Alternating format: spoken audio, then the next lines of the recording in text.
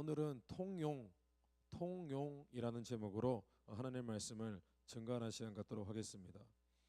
저와 친분이 두터운 그런 목사님이 계십니다. 이 목사님이 캐나다에서 오랫동안 사셨어요. 초등학교 때부터 캐나다에 오랫동안 사시다가 이제 미국으로 나중에 유학을 오게 되었는데, 그 목사님이 캐나다에서 이제 학교 생활을 하시면서 신학교를 다니실 때, 그때 목사님이 그 대학교 때부터 오랫동안 그 네이티브 인디언을 그 선교를 많이 했어요. 거기 이제 인디안들, 그러니까 북미 대륙의 인디안들을 선교를 많이 했는데, 거의 10여 년 넘게 1년에 한 서너 번씩 2, 3주 이상 이렇게 가서 그들과 함께 삶을 나누면서 선교를 했습니다. 처음에는 그 인디안들이 마음을 잘 열지 않았어요. 그런데 시간이 지나고 계속 반복해서 찾아가서 친구가 되어지고 하다 보니까 나중에 복음도 전하게 되고, 또 그들 중에 예수님을 잘 믿고 은혜를 받은 사람도 나오게 되고, 여러 가지 많은 그런 선교적인 열매들이 맺혀지게 되었습니다.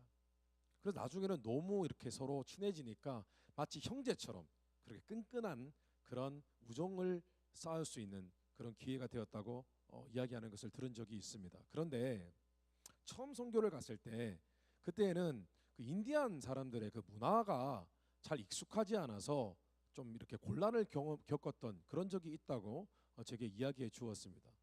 스토리가 어떤 스토리냐면은, 한 번은 이 목사님이 이제 선교를 갔는데, 몇 번 간지 얼마 안 되었을 때에 선교를 갔는데, 제가 모자를 쓰고 갔어요. 이제 나이키 모자를 쓰고 간 거예요. 나이키 모자를 쓰고 갔는데, 모자를 하루는 자기 숙소에 모자를 그 데스크 위에 이렇게 모자를 두었다고 합니다. 그리고 나가서 이제 그 인디안 그 마을에 뭐 건물을 짓는데 이렇게 뭐 청소를 하고 이렇게 도와주러 가서 그를 돕고 이제 식사를 하고 이제 집에 왔는데, 숙소에 왔는데 모자가 없어진 거예요. 이제 산지 얼마 안 된 모자인데 이제 얼마 비싸지는 않지만 화가 나는 거예요. 그래서 이렇게 생각을 했다고 합니다. 손부른 나쁜 이 인디안 어떤 청소년들이, 유th 애들이 분명히 훔쳤을 것이다, 그렇게 생각을 했다고 합니다. 그 다음 날 이제 나갔어요. 나갔는데 자기 모자를 쓰고 있는 애가 하나 있더래요. 고등학생이 있더래요. 근데 정말 보젓이 나보란 듯이 자기 앞에서 그 모자를 쓰고 돌아다니더래요. 화가 나는 거예요. 근데 이 사실을 이제 선교사님에게 얘기하고 막 이렇게 하면 그 문제가 커지잖아요. 괜히 선교를 왔는데. 그래서 모른 척하고 있었다고 합니다. 그런데 며칠이 지났어요. 그냥 이제 며칠이 지나고 막 속으로 계속 화가 나고, 또 마음이 좁아가지고 또 이렇게 막 계속 마음에 담고 있고, 막 그러다가 며칠이 지났는데 하루는 이제 선교를 하고 바베큐 파티를 했대요. 바베큐 파티를 하고 뭐 거기 있는 인디안 분들하고 이제 그 VBS도 하고 아이들하고, 그리고 이제 숙소로 다시 돌아왔는데 그 모자가 그 자리에 그대로 있는 거예요. 또 이게 뭐지? 그래서 속으로 그렇게 생각했대요. 아, 그래도 양심은 있나 보다. 얘가 쓰다가 나중에 미안하니까 다시 돌려줬나 보다. 바베큐 파티하고 난 다음에 먹으니까, 그죠? 마음이 부드러워지잖아요. 그런 생각을 했대요. 근데 하도 이상해서 선교사님한테 물어봤대. 이게 도대체 어떻게 된 일인가? 그때 선교사님이 뭐라고 얘기하냐면은, 그게 인디안 문화래요. 그 인디안들은 서로 가족같이 지낸대요. 전부 다 혈연 관계잖아요, 그죠? 그래서 니꺼 내꺼 없대요. 그 예를 들면 어떤 사람이 이렇게 친구가 모자를 샀잖아요, 새로. 그러면 아무 말도 없이 그 모자를 그냥 슬쩍 들고 간대요. 그리고 며칠 동안 쓰다가 이제 많이 썼다 싶으면 다시 그 자리에 돌려놓는데요. 그런데 재밌는 것은 그 모자를 잃어버린 사람도 아무 생각이 없대요. 그냥 가져갔겠거니 한대요. 그리고 있다 보면 다시 돌아와 있는 거예요. 신기하죠. 이건 뭐냐면은, 그 사람들은 대부분 그 인디안 그 레저베이션에 가면은 그들이 보통 혈족들이에요. 피가 섞여 있는 가족들이라고요. 먼 친척들이에요. 그래서 그들은 혈연 관계에 의한 유대감을 갖고 있기 때문에 그들은 서로 네 것, 내 것 없는 거예요. 그 소유에 대한 그런 개념이 별로 없어요. 그래서 항상 모든 것을 sharing, 공유하는 것이 습관화되어 있는 것이죠. 여러분, 실제로 우리도 그런 것을 경험합니다. 내 것, 네 것 없는 경우가 있어요. 가족들끼리도 사실은 네 것, 내 것 있어요. 그런데 여러분이 자식을 낳아보면요, 자녀는 나의 가지고 있는 전부를 줘도 괜찮다는 느낌이 들 때가 있어요. 예. 자, 그런데 오늘 사도행전 말씀에 보니까 이 최초의 교회, 처음으로 2000년 전에 성령의 역사를 통해서 생겨난 예루살렘 교회에 이와 비슷한 문화가 생겼어요. 오늘 말씀 32절에 보니까 믿는 무리가 한 마음과 한 뜻이 되어 모든 물건을 서로 통용하고 자기 재물을 조금이라도 자기 것이라 하는 이가 하나도 없더라. 그들의 라이프 스타일을 묘사하고 있어요. 뭐라고 얘기했냐면은 통용이라는 단어를 쓰고 있어요. 통용. 이게 뭐냐 하면은 영어 성경으로 보면은 they shared everything they had 이렇게 되어 있어요. 그들은 그들이 갖고 있는 모든 것을 다른 사람들과 같은 믿음의 형제 자매들과 함께 나누었다는 의미입니다. 그 통용이라는 표현이 바로 각자의 소유물, possession, 자신의 소유물을 함께 sharing, 공유했다는 것을 의미합니다. 근데 실제로 이 표현은요, 앞서 사도행전 2장에도 보면 초대교회에 있었던 그들의 삶의 모습, 통역이라는 단어를 똑같이 쓰고 있어요. 그런데 여러분, 예루살렘 교회 성도들이, 크리스찬들이 네 것, 내 것 구분하지 않는 이런 문화는 마치 네이티브 인디안처럼 혈연 관계에서 나온 문화가 아니에요. 그런 것이 아니에요. 그들은 각자 마음 가운데 계시는 성령 하나님 때문에 그들이 하나님을 믿는 그 같은 신앙, 같은 믿음 안에서 그들이 하나님이 똑같이 부어주시는 성령 하나님의 은혜, 그 능력을 받고 난 이후에 그들이 변화된 거예요. 아, 우리는 같은 믿음을 갖고 있지. 그리고 그들 안에 똑같이 은혜가, 감동이 똑같았어요. 하나님을 만난 감동이.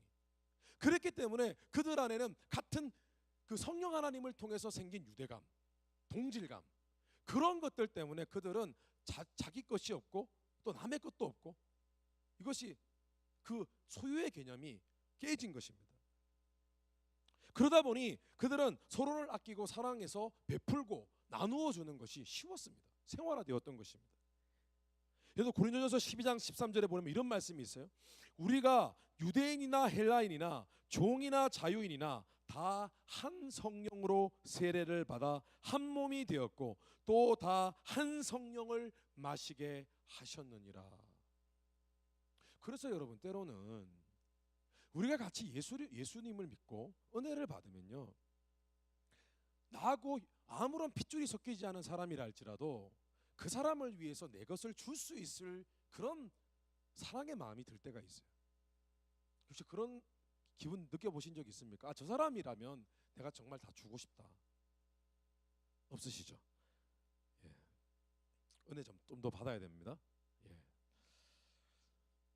여러분, 우리는 지금요, 성령으로 충만했던 최초의 교회 예루살렘 교회에 있었던 어떤 잠깐 동안 있었던 일시적인 어떤 유행, 어떤 트렌드, 그런 걸 보고 있는 것이 아니에요.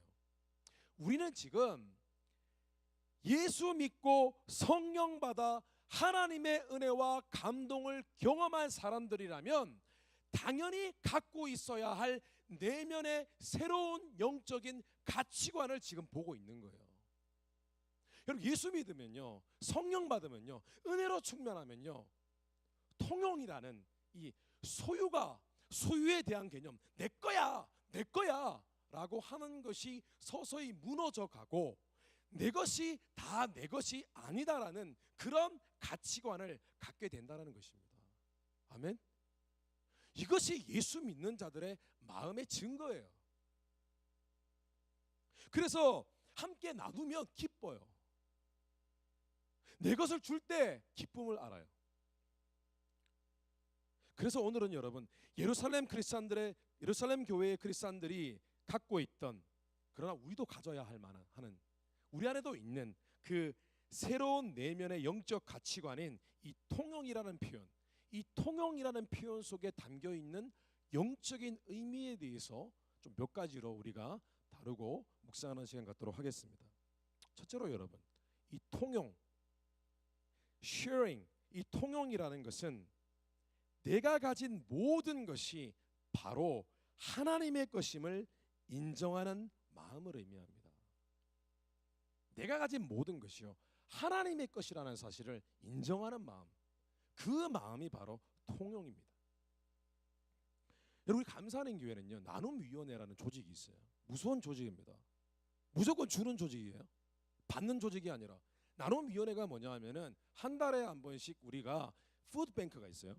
푸드뱅크는 뭐냐 하면은 사람들에게 생필품이나 음식을 공짜로 굉장히 싼 가격에 나누어 주는 큰 식료품 회사나 생필품 회사들이 도네이션을 한 그것을 아주 싸게 공급을 해서 그것을 가지고 소득이 적은 그런 도움이 필요한 사람들에게 무상으로 그 생필품과 식료품들을 나눠주는 그 사역을 하는 것이 바로 나눔위원회입니다. 한 달에 한 번 우리가 그 사역을 합니다. 그래서 한 달에 한 번 그 사역을 할 때마다 물건이 필요하고 또 소득이 적은 사람들이 줄을 쫙 섭니다. 여러 명이 옵니다. 몇백 명이 옵니다. 하루는 제가 지나가다가 붙들렸어요. 일할 사람이 없어가지고 제가 붙들렸어요. 잡혀갔어요. 그래서 나눔위원회 조끼, 빨간 조끼 입고 유니폼 입고 그 자리에 섰습니다. 무슨 일을 해야 되나요? 그러니까 그 감자칩이 있었어요. 포테이토 칩이 있었는데 포테이토 칩을 저보고 나눠주래요. 그 줄이 막 서 있어요. 포테이토 칩을 막 나눠줘요. 처음에는 제가 잘 모르잖아요. 그래서 한 가구당 포테이토 칩 한 개를 주면 되겠다 생각하고 한 개씩 나눠줬어요. 나눠주다가 갑자기 나눔위원회 전체를 이렇게 총괄하시는 장로님께서 오셔가지고 목사님 그러면 안 된다고, 한 서너 봉지씩 나눠주라고, 왜 그래 적게 나눠주냐고. 근데 내가 원래 한 개씩 나눠주는 거 아닌가요 물어봤더니 그게 아니고 서너 개씩 나눠주래요. 왜냐하면 지금 이 감자칩이 굉장히 많대요. 뒤로 돌아보래요. 뚝 돌아보니까 박스가 이만큼 쌓여 있는 거예요. 그렇구나. 그래서 갑자기 신이 난 거예요. 한 개씩 줄 때는 좀 마음이 좀 그랬는데 꺼내가지고 정말 엄청난 빠른 속도로 차 키를 꺼내가지고 키로 그 박스 그 테이블 쫙 찍고 막 열어가지고 막 처음에는 세 개씩 나눠주다가 나중에 네 개, 다섯 개 막 던지는 거예요. 막 던지는 거예요. 원래 저 빠르거든요. 잘 빠른 거 좋아하거든요. 막 던져주는 거예요. 막 던지고 뭐 하나 더 가져가세요. 던지고. 그러니까 주는 사람도 좋고 재밌고 받는 사람도 재밌고 순식간에 이제 다 나눠줬어요. 나중에 한 봉지는 남겼어요. 제가 먹었습니다. 죄송합니다. 근데 제가 이런 생각이 들었어요. 나누어 주는 것이 참 기쁜 일이구나, 보람된 일이구나라는 생각이 들었어요. 그런 다른 한편으로는 또 이런 생각이 들었어요. 내 양심적으로, 내 양심 가운데는 또 이런 고백이 들었어요. 내가 만약에 이 감자칩이 내 것이었으면 이렇게 막 줄 수 있었을까? 라는 생각이 들었어요. 만약에 이 감자칩이 싸로 이 10박스 넘는 게 내 거였으면 진짜 4개, 5개씩 줄 수 있었을까? 라는 생각이 들었습니다. 그래서 제가 깨달았어요. 이게 내게 아니니까 막 줄 수 있었구나. 내게 아니니까 자유롭게 주고 더 재밌었구나. 그런 생각이 들더라고요. 여러분, 지금 제가 여러분께 말씀드리고자 하는 의도가 뭔지 아십니까?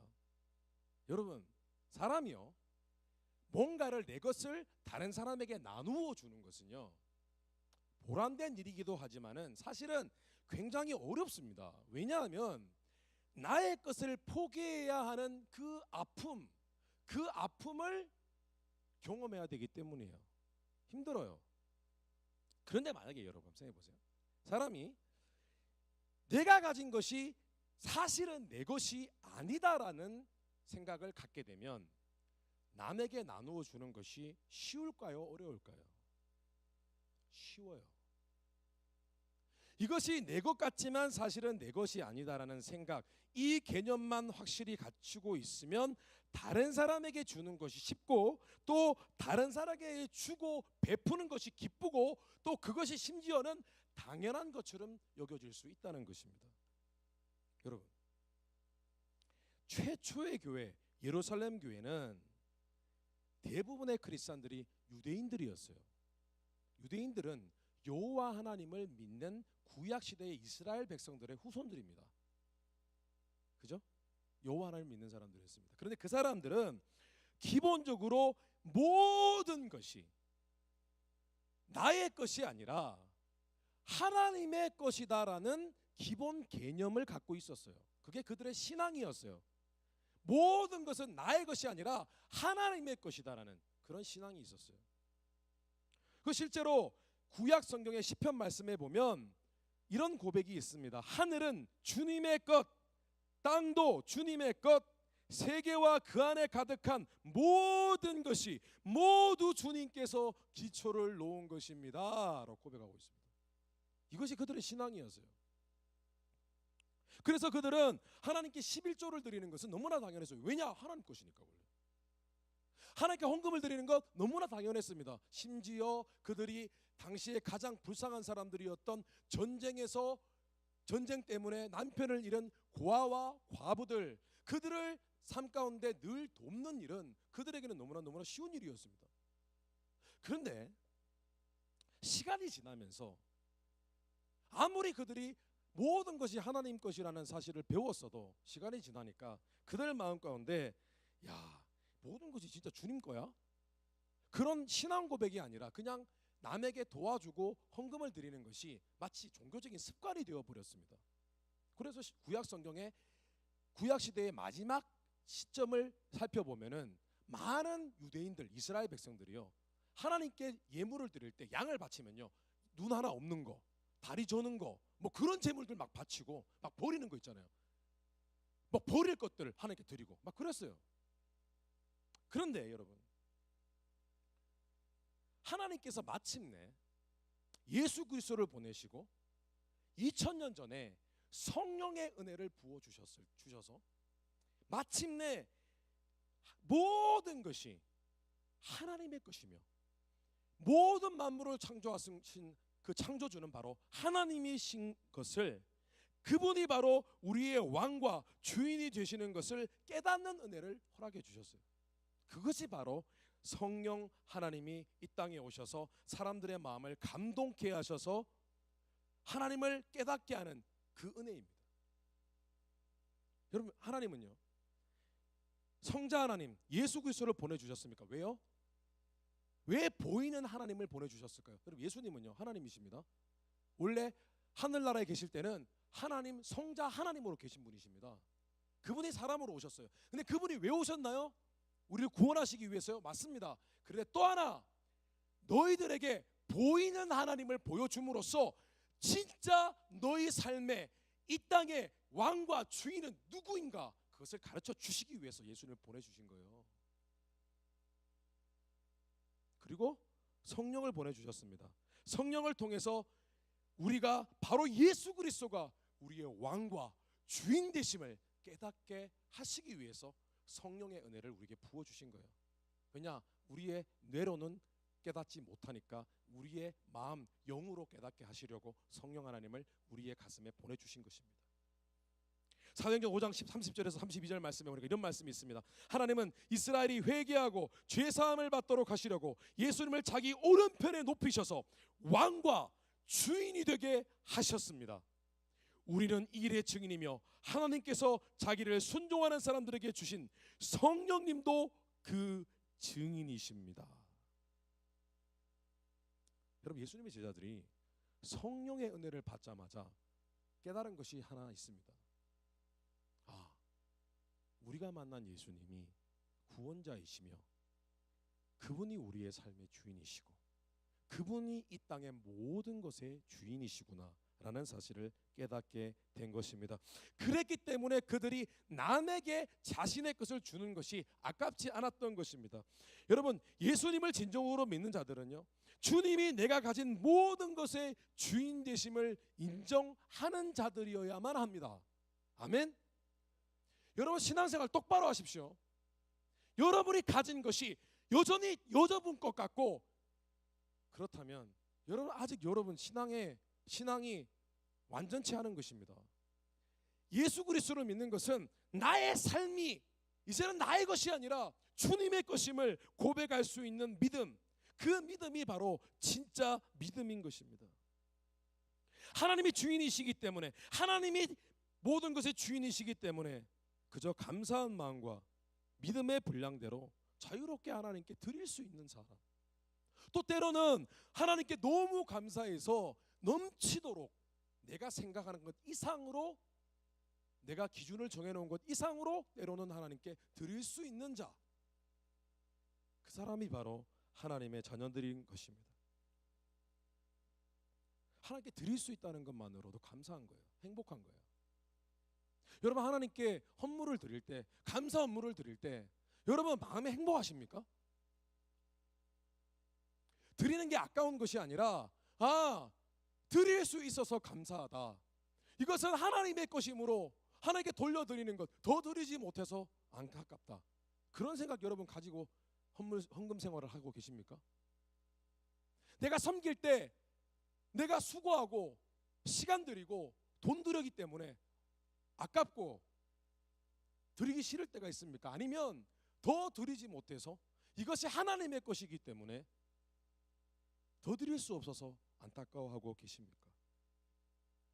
여러분, 오늘 말씀 5장에 보니까 아나니아와 삽비라 부부가 있습니다.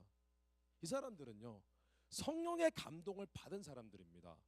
그래서 그 감동을 통해서 하나님이 바로 자신의 소유물의 모든 주인이 되신다는 것을 알고 있는 사람이었습니다.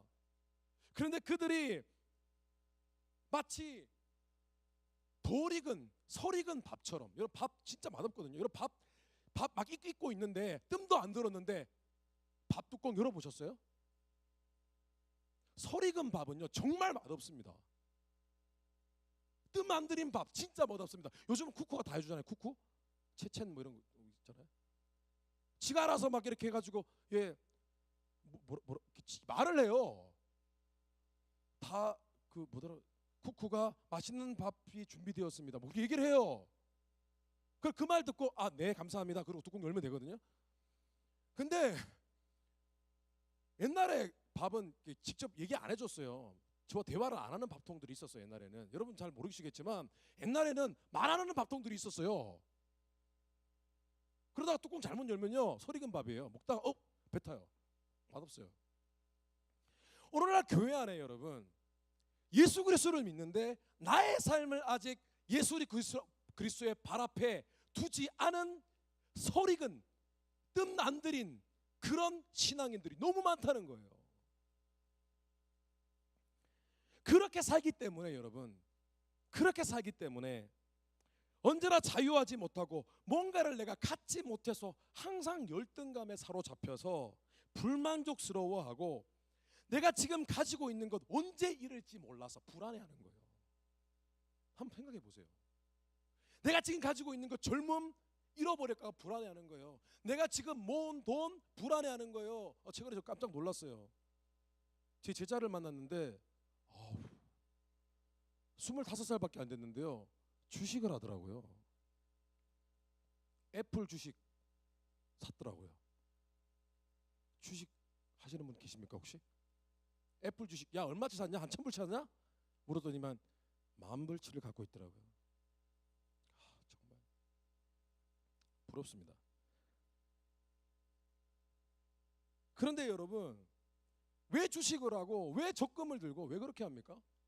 불안한 거예요. 내 가진 것을 잃을까 봐. 없으면 만족스럽지 못하니까. 여러분 오늘 말씀해 보니까 자기 재물을 조금이라도 자기 것으로 여기는 이가 한 사람도 없더라 이렇게 되어 있어요. 여러분 정확하게 성경 말씀을 읽어야 됩니다. 한 사람도 내 것이 내 것이다라고 하는 사람이 없었다는 거예요. 그게 바로 예루살렘 교회의 크리스천들이었어요. 무슨 얘기냐? 바꿔 말하면 한 사람도 내 것이 전부 하나님의 것이다 라고 고백하지 않는 사람은 한 사람도 없었다는 것을 의미하는 것입니다. 여러분 내가 가진 모든 것이 주님의 것임을 확실히 인정하셔서 소유에 대한 집착 때문에 속박에서 그 소유에 대한 집착 때문에 오는 속박에서 사유하시고 하나님을 전심으로 섬길 때에 하나님께 전심으로 내 삶을 드릴 때에 임하는 기쁨으로 충만하게 되시기를 주님의 이름으로 축원합니다. 여러분 둘째로 통용이라는 단어는요 내가 가진 것이 그저 나 자신만을 위함이 아니라 남을 위한 것임을 인정하는 마음을 의미합니다. 남을 위한 것임을. 내가 가진 것이 나를 위한 게 아니라는 거예요. 다른 사람을 위한 것이라는 거예요. 또한 예루살렘 교회 크리스찬들은요, 모든 것이 하나님의 것임을 잘 알았을 뿐만 아니라 자신이 가진 것이 자기만을 위한 것이 아니라 부족한 다른 사람을 위한 것임을 정확히 알고 있었습니다. 오늘 말씀 34절에 보니까 그 중에 가난한 사람이 없으니 이는 밭과 집 있는 자는 팔아 그 판 것의 값을 가져다가 사도들의 발 앞에 두매 그들이 각 사람의 필요를 따라 나누어 주었더라라고 되어 있습니다. 여러분, 실제로 예루살렘 교회 크리스찬들은요, 가난한 자들, 가진 것이 부족하고 도움이 필요한 자들을 늘 의식하는 그런 마음에 그들을 긍휼히 여기는 그런 귀한 마음들이 있었습니다. 그 의식 있는 사람들, 지각 있는 사람들이었어요. 뿐만 아니라 자신이 가진 여유가 부족한 사람을 채워주기 위해서 존재한다라는 생각을 갖고 있었어요. 내가 지금 갖고 있는 것 중에 남는 게 있잖아요. 그러면 다른 부족한 사람들을 채워주기 위해서 내가 여유가 있구나. 나의 여유가 다른 사람의 부족을 채우기 위함이구나. 그렇게 생각했다는 것이죠. 여러분, 오늘 말씀엔 34절 말씀에 보면요, 우리가 주목해야 될 것이 있어요. 여러분, 유대인들, 이스라엘 백성들의 후손인 이 유대인들은요, 사실 땅을 굉장히 중요하게 여겼어요. 여러분, 우리 한국 사람만큼 땅, 부동산, 리얼 에스테이트, 부동산 하는 민족이 있을까요? 중국 사람들도 땅 정말 좋아하더라고요. 건물하고 정말 좋아하거든요. 돈만 생기면 땅 사요. 돈만 생기면 집 사고. 중국 사람들은 그렇더라고요. 근데 유대인들도 마찬가지예요.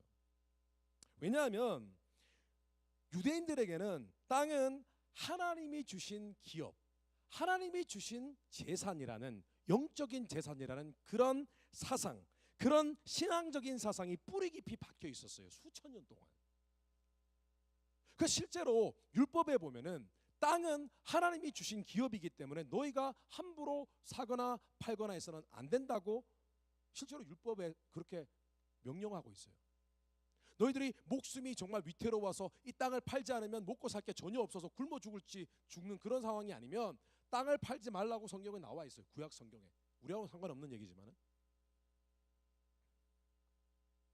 얼마나 이 사람들이 이 땅을 소중하게 여겼냐면은 나중에 결국은 로마 제국에 의해서 이 이스라엘 나라가 다 망했잖아요. 그전에는 이미 바벨론이라는 제국으로부터 망했지만 계속 망했어요. 자기네 땅이 없어요. 그 당시까지만 해도 유대인들에게 로마 제국이 그들의 땅을 다 소유하고 있었어요. 근데 그들이 자주 폭동을 일으켰어요. 왜 폭동을 일으켰냐면은 이유는 다 하나였어요. 그들이 막 압제하고 뭐 개인 재산을 허락하지 않고 로마 제국 사람들이 막 무시하고 그래서 그런 게 아니라 그냥 자기네 땅에 로마인들이, 이방인들이 와 있다는 것 그 자체가 싫었던 거예요. 실제로 제가 예전에도 말씀드린 적이 있지만은 이스라엘이라는 나라가요, 이미 수천 년 전에 없어졌거든요. 근데 1945년에 수천 년 만에 이스라엘이라는 나라가 유대인들에 의해서 다시 재건이 되었어요. 지금 팔레스타인에 이스라엘이 있잖아요. 작은 나라가 있잖아요. 근데 이것은 분명히 구약 성경에 나와 있는 예언의 성취예요. 예언이 진짜 되어 있어요. 수천 년 전에 있던 예언이 성취되었어요. 이스라엘이 회복된다고 성경은 증거하고 있어요.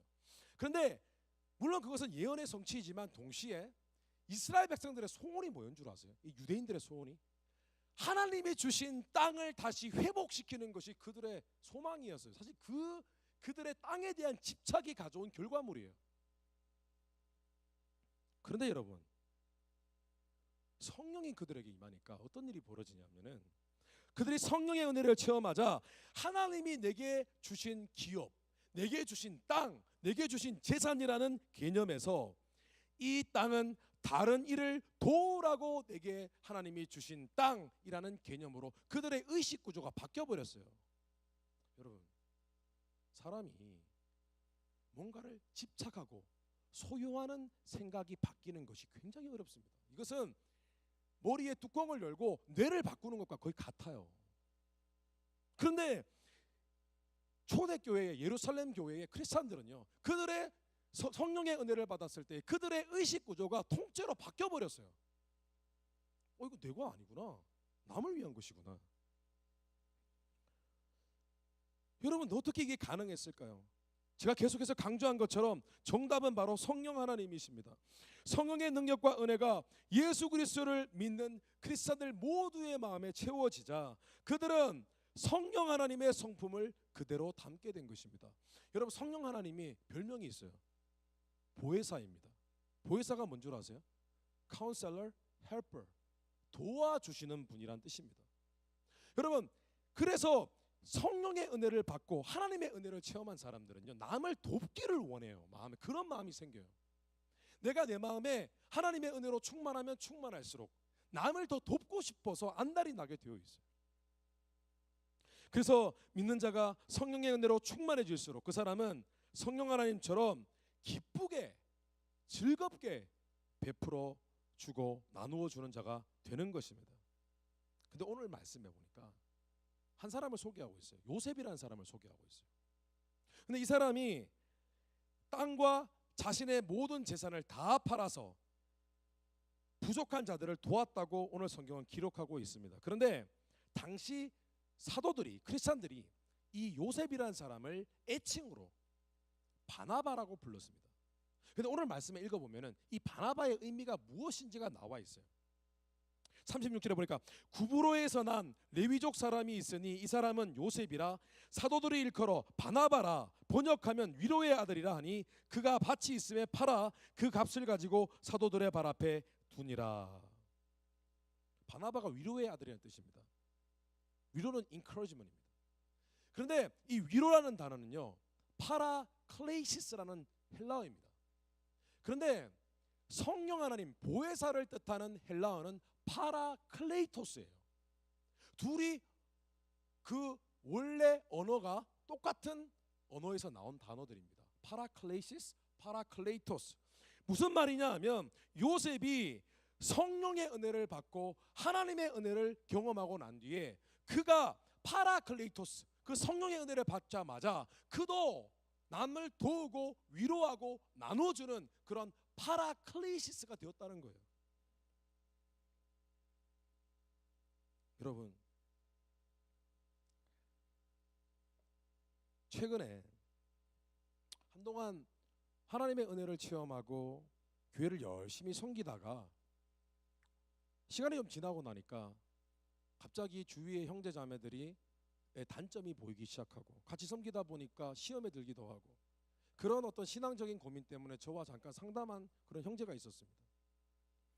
근데 그 형제에게 제가 했던 조언은 특별한 조언이 아니었습니다. 제가 뭐라고 얘기했냐면은 여러분, 그런 것입니다. 은혜를 받고 하나님의 말씀을 깨닫게 되면 영적으로 옳고 그름을 판단하게 되어 있어요. 그러다 보면 누가 잘못하고 잘하고를 보게 됩니다. 그것은 정상입니다, 여러분. 저 사람 왜 저럴까? 예수 믿는 사람이 판단되어질 수 있습니다. 그것을 막을 방법이 없어요. 왜냐하면 이미 내가 판단하지 말아야지, 남을 정죄하지 말아야지, 시험 들지 말아야지라고 하지만 이미 생각은 들어와 있어요. 생각이 더 빠르잖아요.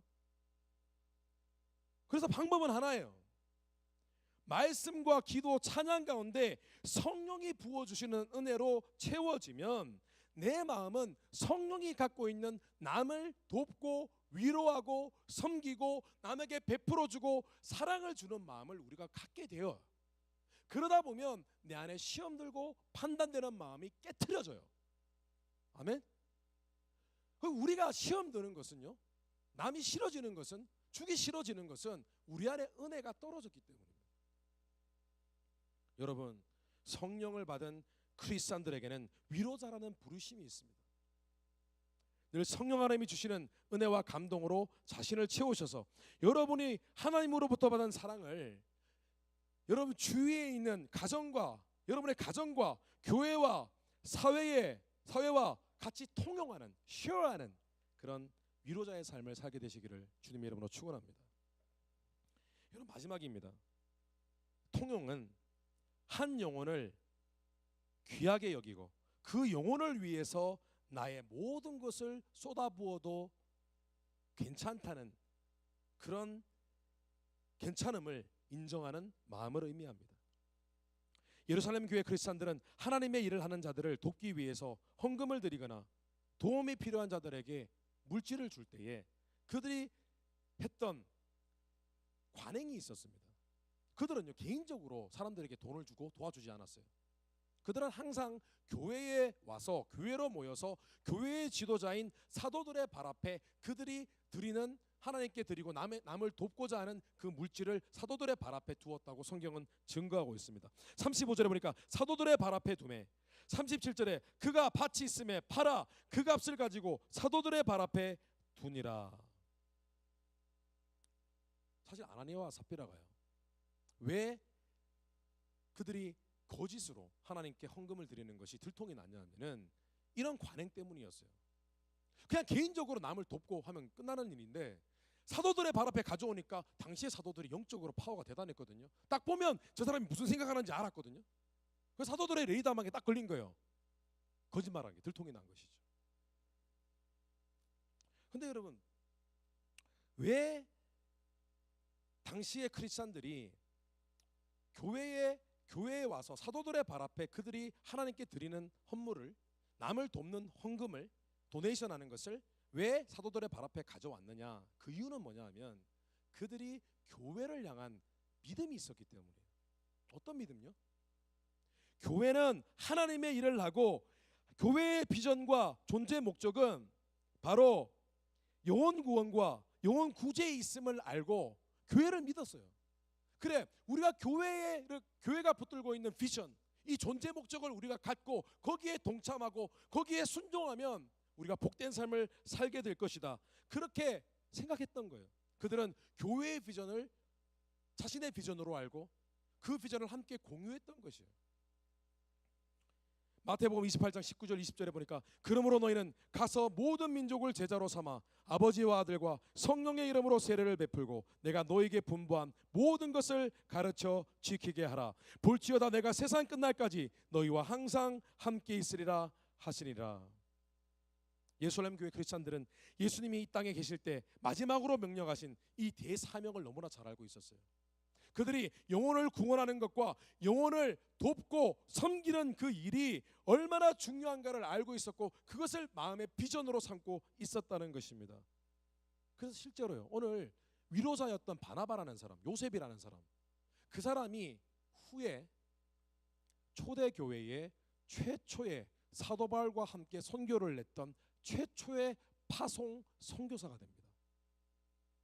그가 위로자로서 남에게 나누고자 했던 그런 그의 마음이 시간이 지나고 난 후에 더욱 성장하여서 하나님과 영혼을 향해서 복음을 함께 그들과 나누고 그들에게 그들의 인생을 돕는 그런 하나님의 종이 된 것입니다. 여러분, 우리 감사하는 교회는요, 북한 선교에 대한 비전이 있습니다. 북한 선교에 대한 비전이 있어요. 이 마지막 때